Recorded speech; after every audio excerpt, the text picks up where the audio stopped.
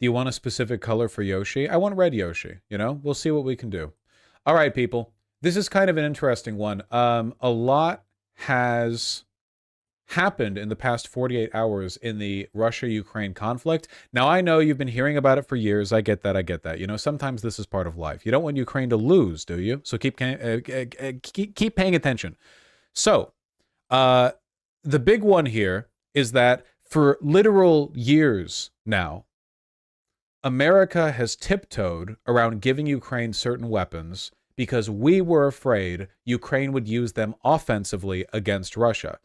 We didn't want that because Russia has this thing called nukes. They do a lot of damage. If Russia got upsetty spaghetti, they might use them. That was the concern. Now, the problem with that is that a lot of really, really, really, really, really good weapons that you could conceivably give Ukraine are ones that could easily strike inside of Russia. There are also logistical necessities to striking inside of Russia. For example, Russia is freely striking inside of Ukrainian territory, so a bit of a bias there, you know, a little bit unfair, if I do say so myself, but also logistics lines, ammo depots, airfields. There are a bunch of things that are just wide open targets, you know, within about 150 miles of the front line into Russia that Washington has not felt great about Ukraine firing into. You know, we've been concerned that he might escalate. We are no longer concerned that he might escalate. Antony Blinken has said that we have approved the use of U.S. weapons inside of Russia. There you go.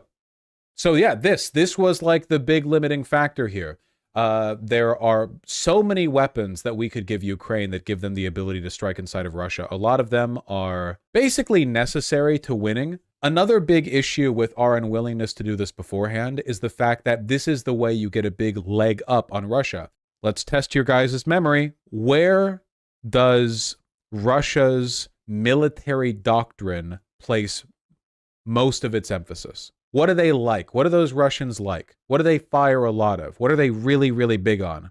Artillery. Artillery. They've got a load of artillery because they've got 1,000,000,000 billion trillion artillery shells sitting in warehouses from the Cold War. They're getting them in from North Korea as well. They will eventually run out one day. They are good with artillery. Artillery is cheap. Artillery is easy. Artillery is, relatively speaking, long range. But only relatively speaking, right? You know what outfires the range of an artillery weapon? Missiles. Like, big time. Can't beat missiles. We're giving them weapons now that give them the ability to strike much further than Russia can reliably.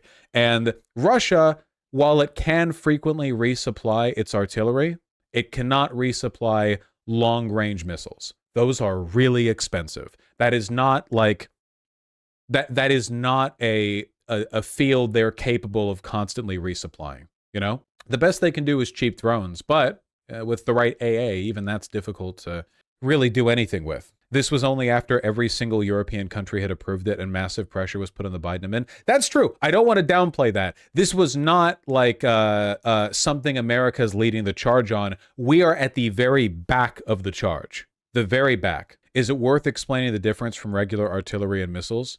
Let me think about this, okay? Russia's main strategy for doing damage from long range is to load up a bunch of Cold War era artillery vehicles, load them up with Cold War era artillery shells, and fire indiscriminately in a direction. Very effective if you have a lot of artillery, which they do. What Ukraine can now do is pinpoint a hair on a gnat's ass from 200 miles away and vaporize an airfield, an ammunition depot, a critical piece of infrastructure like a bridge or a road, a guy if they want to. You can hit the ass hair on a guy as well.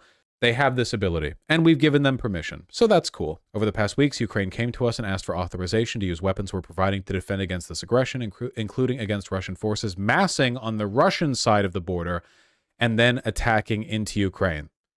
So this is a change in policy that's taking place after, like, what, 2.5 years of tiptoeing around it? 2.5 years of not being willing to go this far. Ukraine has already started smashing Russian bases and equipment in Belgorod that are supporting Russian offenses in Kharkiv. They've been upping their... oh, this is from today.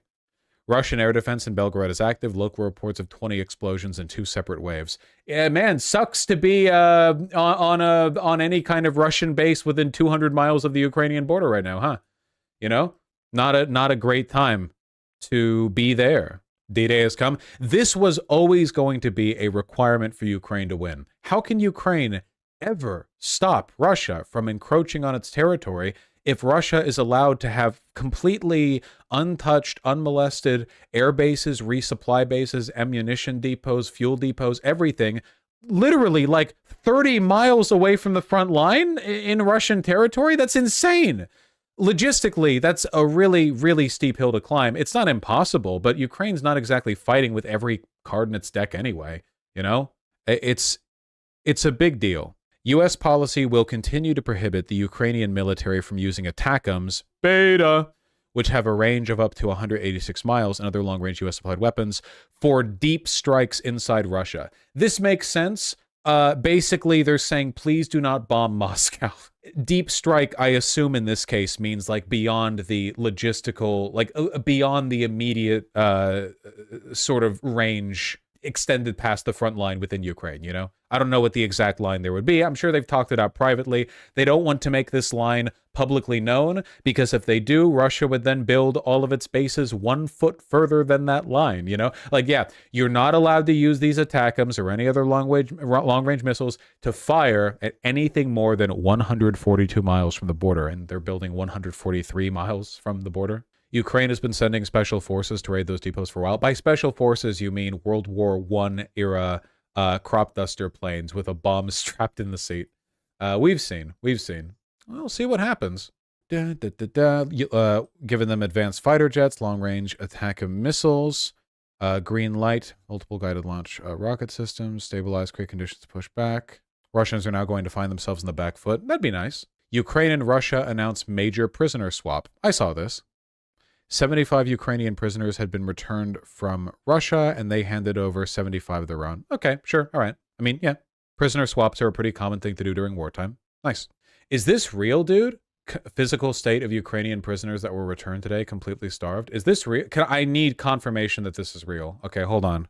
I mean, we know that Russia has been torturing the prisoners of war, having them...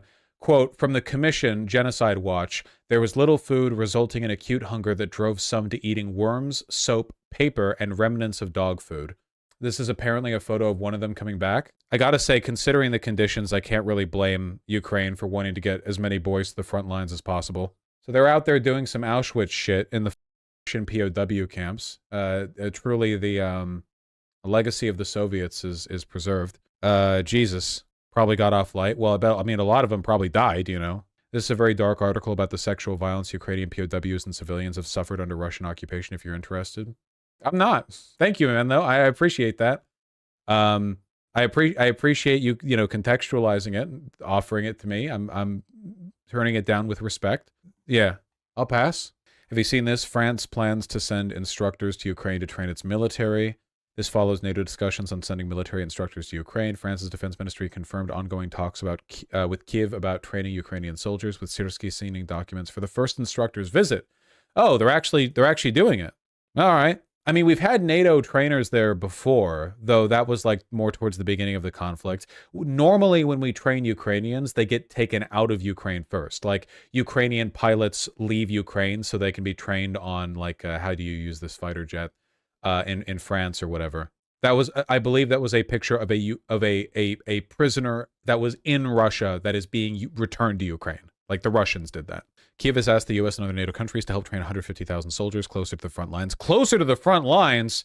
Whoo, boy. I hope we don't lose anyone out there. That's going to be a whole goddamn affair. If you, if a NATO military instructor catches a drone closer to the front line, they know what they're doing. I know. Is this bait for a responsive attack? No. It wouldn't be enough to trigger Article 5. We're sending people into their country. It's not really an attack on our country. Though it is a deterrence. The U.S. and multiple European allies, as well as NATO Secretary General, have distanced themselves from the French president's statement.